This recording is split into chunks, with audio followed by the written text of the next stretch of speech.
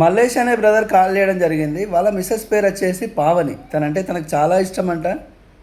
ఈరోజు తన పుట్టినరోజు సందర్భంగా తన మీద ప్రేమతో ఒక మంచి పాట అయితే పాడమని చెప్పి కోరడం జరిగింది.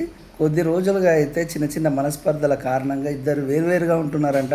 త్వరలోనే వాళ్ళిద్దరు మళ్ళీ కలుసుకోవాలని మనస్ఫూర్తిగా కోరుకుంటూ ఈ పాట.